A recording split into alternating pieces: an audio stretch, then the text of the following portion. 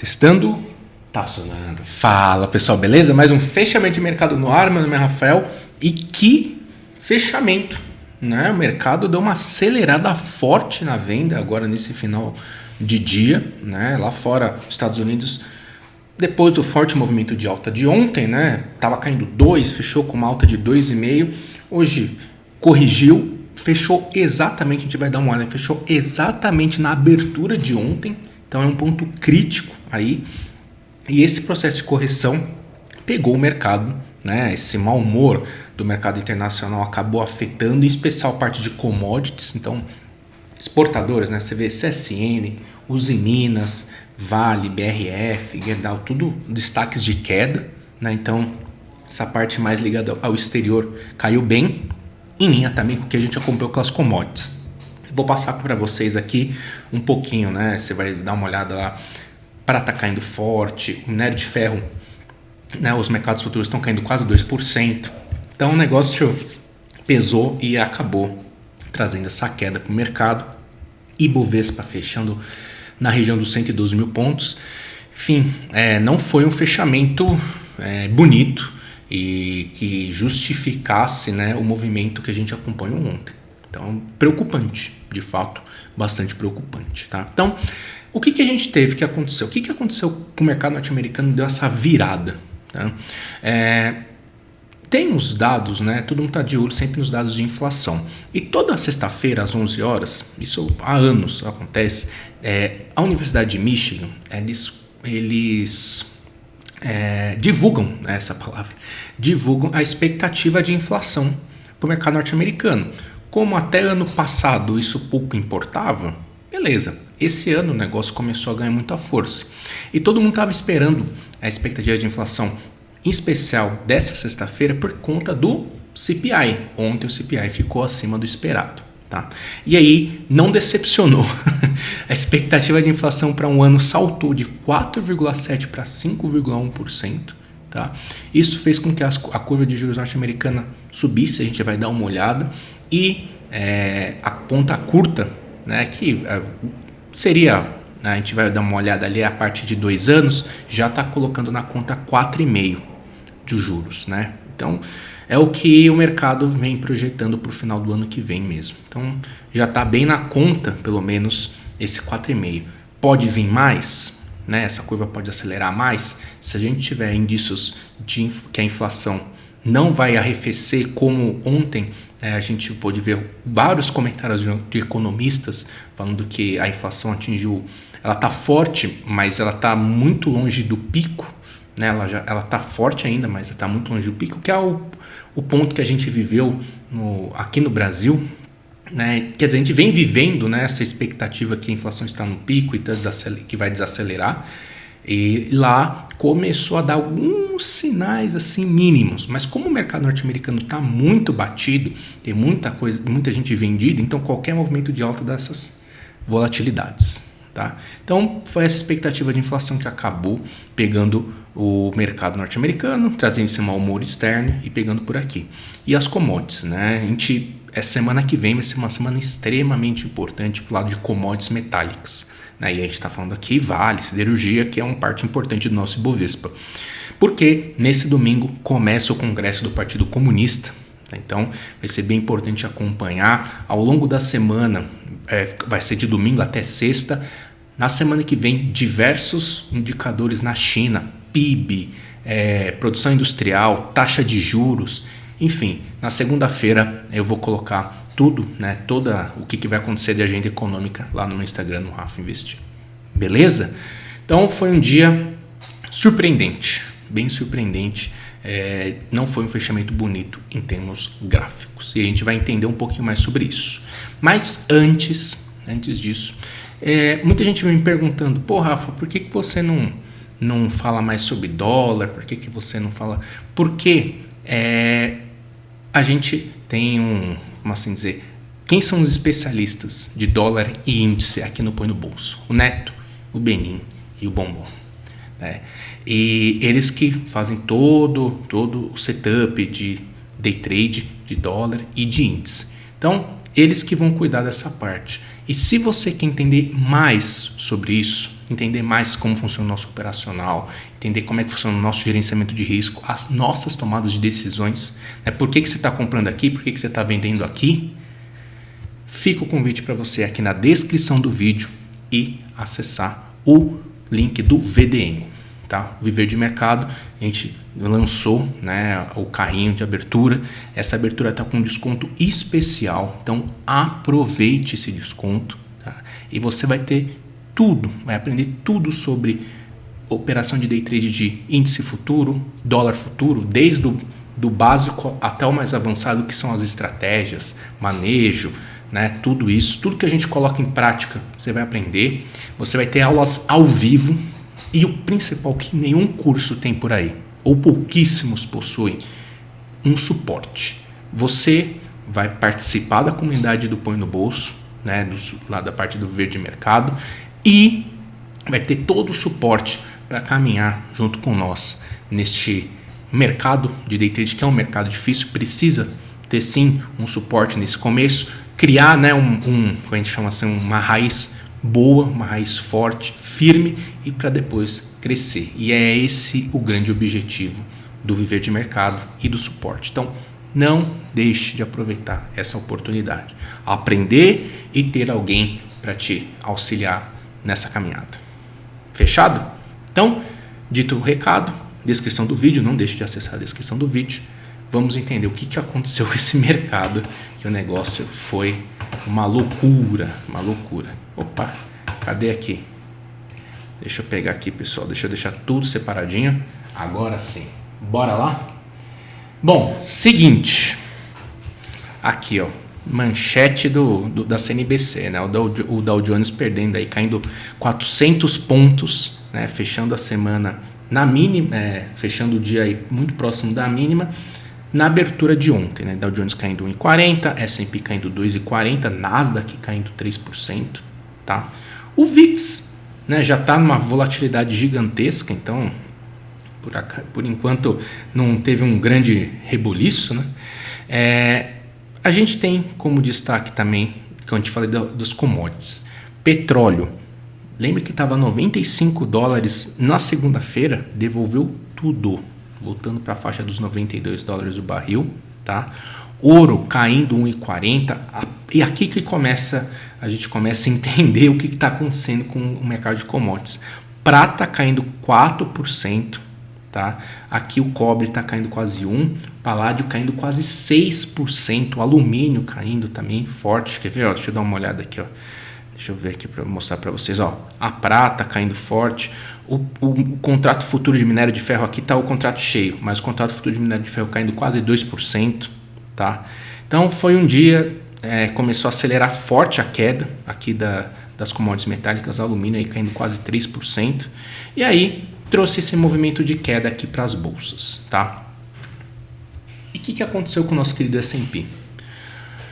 Por isso que eu disse, esse 3.600. A abertura de ontem, se a gente for ver, foi 3.580. Aí ele marcou mínima em 3.491 e marcou máxima em 3.687 e fechou no 3.670, tá? Então, são pontos, né? A máxima e a mínima. Todos os pontos de ontem, na máxima, mínima, abertura e fechamento, são importantes, porque esse candle aqui é um candle de reversão muito forte. E aí hoje pela manhã, o mercado norte-americano abriu em alta, testou quem? A média móvel de 21, que deu a venda, né? Deu aquela venda em outubro e agora deu aquela venda no comecinho do mês, né, em outubro, e agora deu mais uma vez, né, testou e o mercado caiu, por conta dessa questão da inflação que eu falei para vocês. E o mercado fechou exatamente na abertura de ontem. Se a gente dá uma olhada no gráfico semanal, né, nós temos mais um candle de definição sendo formado. Então, esse 3.587, 3.600 é muito importante mesmo. Por quê? Se o S&P perder esse patamar, fechar abaixo desse 3.600, ou seja, anular todo esse movimento de alta, a tendência de baixa de curto prazo ganha nova força, porque Ele fez o repique, devolveu. Ele fez o repique, a tendência é devolver. Essa é a tendência de baixa. A tendência é devolver. Perder, né? E aí seria perder esse 3.600, caminho aberto para voltar para o 3.450, 3.490, que é a mínima do ano, e também é o ponto aqui de 2020, que a gente falou, que é um ponto de rompimento importante. Se perder isso aqui, a gente está vendo que tem um gap, né? Gigantesco. Então aí tem uns suportes, um suporte mais importante a gente determina aqui entre 3.350 e 3.300. Então tem um espaço gigantesco se perder esse 3.490. Tá? Então a semana que vem, né, em especial a abertura de segunda-feira, vai ser bem importante para entender aí o comportamento do mercado. Beleza? E aí, como eu falei para vocês, né, essa questão da curva de juros, a Treasury de 2 anos já colocando 4,5 na conta. Né, já colocando 4,5 na conta. Se a gente for dar uma olhada, né, tá voltando lá para os níveis de 2006. Né? O negócio tá louco. Louco não, né? Tá precificando o que é de fato. Né? É que são anos, né, de juros baixos. Voltar para esses níveis aqui é bem emblemático. Então, o mercado já colocando na conta 4,5%. É aquela questão, né? O mercado já colocou, tem muita coisa na conta, mas o sinal de compra que foi dado ontem foi anulado. Então, a expectativa é pela manutenção da tendência de baixa. Né? Não tem muito o que fazer. Tá? E aí, qual que é o reflexo disso no nosso mercado? Com a queda de hoje, tudo bem, volume abaixo da média? Bem abaixo da média, na queda, sim. Mas, cara, é inegável. O mercado fechou abaixo da média móvel de 21 e abaixo da mínima de ontem. Ou seja, esse processo de correção que foi iniciado quando perdeu 116 mil pontos, ele prossegue. Né? Não foi confirmado fundo sobre esse suporte intermediário que é a média móvel de 21. E se não foi confirmado fundo por aqui, a tendência de alta de curtíssimo prazo, que ainda está viva, ela perdeu força. Não tem o que falar. Ela perdeu força. O ponto é, ainda ela não foi anulada, porque o mercado está acima dos 110 mil pontos. E 110 mil pontos é a principal referência. Se perder 110 mil pontos, não tem tendência de alta de curtíssimo prazo. E aí, cara, o mercado vai ficar travado mais uma vez, que nem ficou agosto e setembro, entre 108 e 113. E é isso. Tá? Então, a mínima dessa semana é bem importante. É bem importante mesmo. Tá? Bem importante. Por quê? Se seguir esse movimento de baixa, aí só os 110 mil pontos. Se perder os 110 mil pontos, não tem muito o que fazer, não. O movimento de hoje não é que eu falei, não é que anulou a tendência de alta de curtíssimo prazo, não, é longe disso. Mas que o momento de alta perdeu muita força, foi. Né? O que me deixa um pouco mais aliviado é o volume. Foi muito fraco nessa venda. Muito fraco. Vamos ver. E aí, né, o grande detrator do mercado, commodities, a nossa querida Vale. Valetinha caindo 3%. Né? O pessoal do Infobolso muito feliz que a gente zerou as posições no 78. Né? Papel perdeu R$70. Fechou o dia aí no 6983, mínima 6960. Então, tá vendo essa tendência de alta que foi iniciada aqui no curtíssimo prazo? Anulada, fechando abaixo das médias.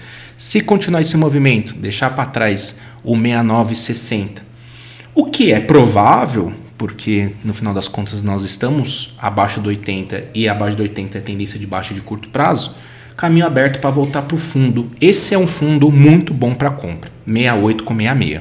Aqui sim, porque no nível que o minério de ferro está, a Vale deveria estar muito mais próxima do 6665 do que do 70. Né? Então, é muito por conta disso, né? Dessa noção entre minério de ferro e Vale. Por isso que essa semana vai ser muito importante, porque tem muita coisa na China, né? Congresso, tudo, caramba. A nossa Petrobras segue sua tendência de alta principal, apesar da queda do petróleo, apesar de falar que não vai passar toda a volatilidade do preço do petróleo para os preços do combustível. O papel tá lindo, maravilhoso, acima do 30 aí pode ficar tranquilo, tá? Dos bancos, Itaú segurou bem, acima da média móvel de 21, B3 segurou acima da média móvel de 21, Banco do Brasil acima da média móvel de 72, então os bancos, né, não perderam os últimos fundos, então por enquanto estão aí. Agora, o que foi destaque de baixa hoje, setor de varejo, cara, e assim, eu não vi nada, pelo menos eu não vi nada de específico, porque pelo que eu vi os dados de serviço foram muito bons, bem acima do esperado. A curva de juros, beleza, subiu um pouquinho, subiu nada, né? E o papel aí desmanchou, o Magazine caiu 11, né? A questão aqui, vamos só falar um pouquinho de Magazine, tá? Só para exemplificar o negócio, né? O papel perdeu o gap, né? O gap aqui das eleições, né? Perdeu 4,48 e está retornando para a faixa de suporte mais importante, que é essa região entre o 4,40 aqui e R$4, que é o fundo. Se esse papel perder os R$4, o papel vai acelerar forte a queda e aí é caminho aberto para R$3, R$2 de novo, porque a tendência é de baixa no curto prazo. Mas esse é um suporte extremamente importante, 4,20 com R$4. O papel já vem de uma sequência de queda boa aqui no curtíssimo prazo, então já fez o movimento de pullback esperado e, querendo ou não, a gente ainda não anulou a tendência de alta de curtíssimo prazo, né? A gente consegue ver topos e fundos ascendentes aqui. Então, vale ficar de olho, né? Vale ficar de olho porque realmente é um suporte extremamente importante, tá?